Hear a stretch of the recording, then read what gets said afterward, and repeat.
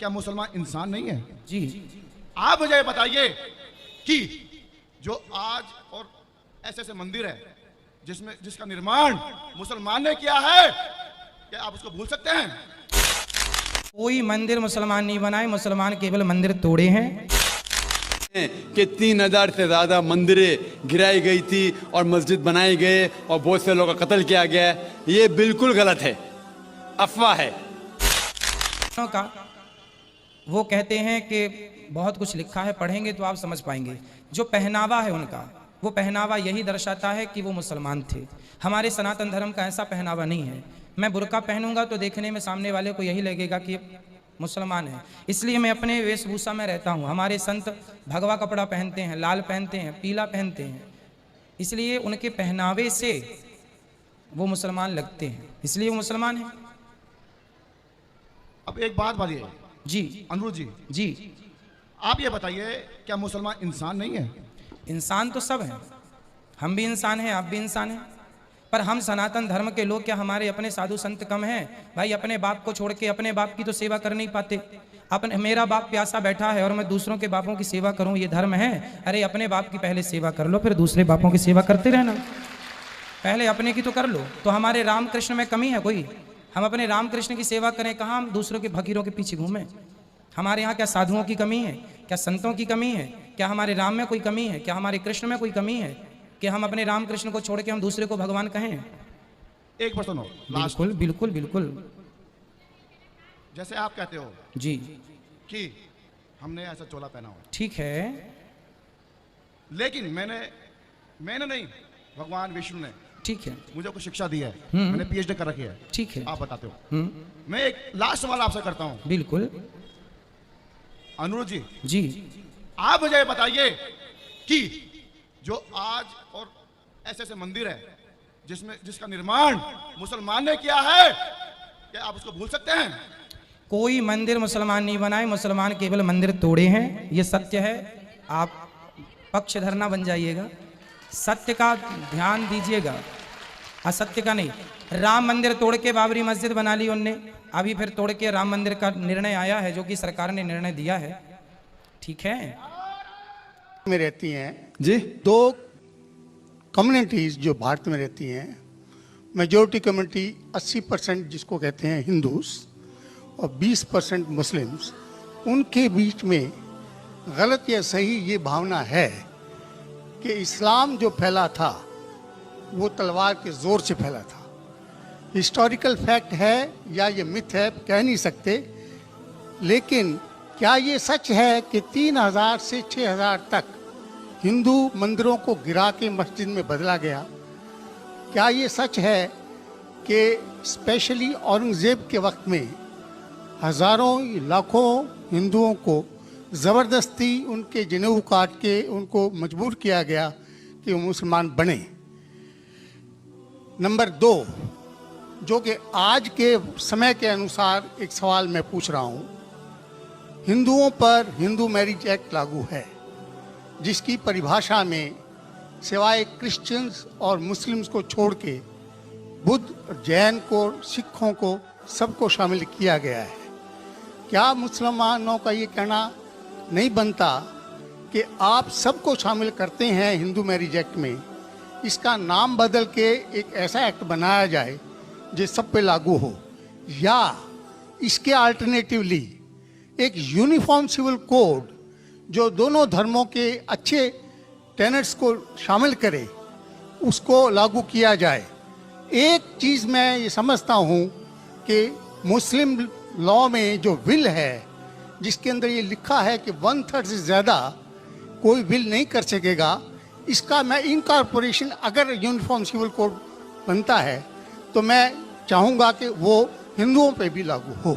ये नहीं है कि हिंदू मैरिज एक्ट को अगर इंडियन मैरिज एक्ट में बदला जाए तो मुसलमानों पे लागू हो और हिंदुओं पे कोई चीज़ ना आए। मुझे इस्लाम में ये चीज़ बहुत अच्छी लगी। ऐसे ही कोई यूनिफॉर्म सिविल कोड के लिए ये मुस्लिम आगे क्यों नहीं आ रहे, इसकी वजह बताई जाए। भाई साहब ने 3 सवाल पूछे एक सवाल में। पहला सवाल कि हिस्ट्री से ये पता चलता है कि इस्लाम तलवार के जोर पे फैला कि नहीं, लेकिन ये मुझसे पूछ रहे क्या ये हकीकत नहीं है कि 3000 से ज़्यादा मंदिरें गिराई गई थी और मस्जिद बनाए गए और बहुत से लोगों का कत्ल किया गया। ये बिल्कुल गलत है, अफवाह है। ये मैं कह सकता हूँ कि कुछ मंदिरें शायद गिराई गई होंगी, इससे मैंने कहा तो एक भी मंदिर नहीं गिराई गई। हो सकता है कि कुछ मुसलमान अपने आप को जो मुसलमान कहते हैं, अपने आप को जो मुसलमान कहते हैं, उनने आके कुछ मंदिरों को गिराया होगा और मस्जिद बनाया होगा, हो सकता है। लेकिन ये कहना कि 3000 से 6000 मंदिर गिराए गए, ये बिल्कुल अफवाह है, बिल्कुल गलत है, बेबुनियाद है, बिल्कुल बेबुनियाद है। कुछ मुसलमान राजाओं ने गलत काम किए होंगे, उससे आप इस्लाम को दोषी नहीं ठहरा सकते। अगर हिटलर ने 60 लाख यहूदी को जिंदा जलाया तो मैं कह सकता हूं कि क्रिश्चियनिटी खराब है? बिल्कुल बेबुनियाद है। वो हिटलर ने किया, बाइबल में तो ही लिखा है कि जलाना चाहिए। इसी तरीके से ये खाली अफवाह है। कुछ मंदिरों को शायद गिराया गया होगा, मैं ये नहीं कहता कि नहीं गिराया गया, लेकिन उसको छोटी चीज को लेके उछाला जाता है मीडिया में और किताबें लिखी जाती है। आप देखो टीपू सुल्तान के खिलाफ आ गए। आज भी आप जाएंगे मैसूर के अंदर, उसके आजू बाजू आप देखेंगे तो टीपू सुल्तान के जो आंगन के अंदर है उसके अंदर मंदिर है। अगर आप ये कहते सच है कि 3000 से 6000 मंदिर को गिराया गया था, तो आप कैसा जिंदा बचे? आप कह रहे थे कि हजारों लोगों को कत्ल किया गया, आप कैसा जिंदा बचे? आप जिंदा बचे ये शहादत दे रहा है कि मुसलमान तलवार के जोर पे नहीं फैला। अगर ये सच होता था, आपने कहा हजारों लोग का कत्ल किया, कुछ लोग का शायद कत्ल किया गया। देखो, हर मजहब में there are black sheeps in every community. कुछ लोग हर मजहब में खराब निकलते हैं, वो मजहब की गलती नहीं, वो मजहब के मानने वाले की। क्रिश्चियन में आपको कुछ खराब लोग मिलेंगे, मुसलमान में मिलेंगे, हिंदू में मिलेंगे। अभी आप देखेंगे हिंदुस्तान के मुसलमान कुछ लोग ड्रग में डील करते, ड्रग में धंधा करते। ड्रग तो हराम है इस्लाम में, करते तो उनको दोष देना चाहिए, इस्लाम को नहीं। इसी तरीके से आप जो कह रहे हजारों लोगों का कत्ल किया, ये बिल्कुल बेबुनियाद चीज है। कुछ लोग का शायद किया होगा, और ये ही सबूत है। मैंने मेरी तकरीर में कहा कि 80% से ज्यादा गैर मुस्लिम हिंदुस्तान में हैं। ये शहादत दे रहे हैं कि इस्लाम तलवार के जोर पे नहीं फैला। आप लोग को क्यों छोड़ा उन लोग ने? आप उनके रिश्तेदार तो नहीं थे ना, आपको क्यों छोड़ा? 800 मिलियन 80 करोड़ गैर मुस्लिम को छोड़ा क्यों? उनने क्यों छोड़ा? अगर दमी था हुकूमत की 1000 साल, सब लोग को मुस्लिम बनाते थे। इससे यह जाहिर होता है कि इस्लाम तलवार के बलबूते पे नहीं फैला। कई लोग, कई गैर मुस्लिम इस्लाम से मुतासिर होके उन्होंने इस्लाम कबूल किया। तो यह कहना बिल्कुल गलत है। आपका दूसरा सवाल कि हमें क्या करना चाहिए? ये अलहदा लॉ नहीं होना चाहिए, सब एक ही कॉमन सिविल कोड होना चाहिए, और सब मजहब की अच्छी चीजें लेके कॉमन सिविल कोड करना चाहिए। मैं आपके बिल्कुल साथ हूं। बाकी मुसलमान शायद आपके खिलाफ होंगे, मैं आपके साथ हूं। क्यों मैं साथ हूं आपके? पहला चीज, हम मुसलमान अगर दिगर मजहब के बारे में जानेंगे, कभी कॉमन सिविल कोड की बात आती, सबसे ज्यादा नारा मुसलमान गलत है। यह मुमकिन ही नहीं है, क्योंकि हिंदुस्तान में हिंदू मजहब के कितने फिरके हैं, यह मुमकिन ही नहीं है। मुसलमान तो सिर्फ 20% या 80% या 75% जो हिंदू लोग हैं, उसमें ही मुमकिन नहीं है। ये कॉमन सिविल कोड हिंदू लोग ही इसको फॉलो नहीं कर सकते। हिंदू मजहब में कितने मुख्तलिफ ग्रोह है। एक कहता है कि बेटी को जाना चाहिए, एक कहता है बेटे को जाना जायदाद, एक कहता है कि जितनी खेती है वो नहीं जा सकती बेटी को, दूसरा ग्रोह कहता है। कितने मुख्तलिफ ग्रोह है, हजारों। ये मुमकिन ही नहीं है पास होना, मुमकिन ही नहीं। मैं कहता हूं ये अफसोस की बात है कि हम मुसलमान जानते ही नहीं, हमको आवाज करने की जरूरत ही नहीं है। ये खाली हमें छेड़ रहे हैं। क्या कर रहे? छेड़ रहे हैं और हम उकसा जाते। Point number 1। पॉइंट नंबर 2, मान लो आप लोग कबूल करते हैं कि कॉमन सिविल कोड होना चाहिए। आपने क्या कहा कि सारे धर्मों के अच्छी बात को लेना चाहिए। बिल्कुल सही। मेरा पहला सवाल, आप इस्लाम में एक चीज बताओ जो इंसानियत के खिलाफ है, तो हम निकाल देंगे उसको।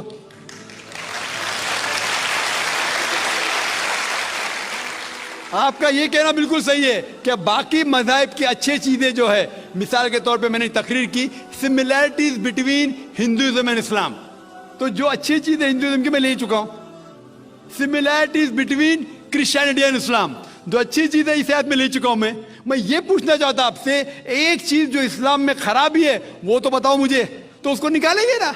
लेकिन मंच के ऊपर जब डिबेट होएगा इंशाल्लाह मैं आऊँगा इंशाल्लाह।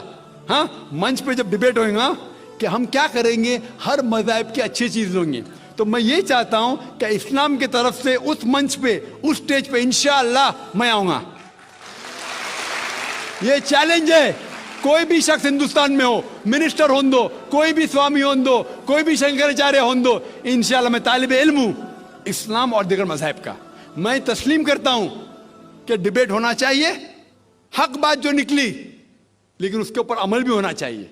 हक बात जो सबसे बेहतरीन है इंसानियत के लिए, उसके ऊपर अमल होना चाहिए। इसलिए जो आखिरी किताब जो अल्लाह सुब्हाना व तआला नाजिल की कुरान शरीफ, वो इंसानियत के लिए सबसे बेहतरीन किताब है, उसके ऊपर अमल होना ही चाहिए।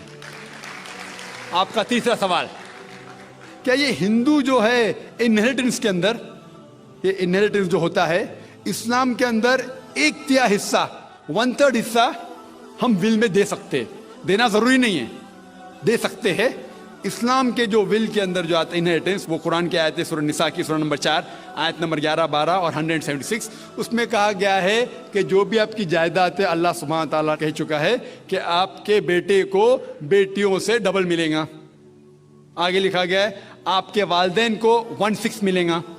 सिर्फ अगर बच्चे हैं तो वालिद वालदा को दोनों को 1/6, अगर बच्चे नहीं है तो वालदा का 1/3।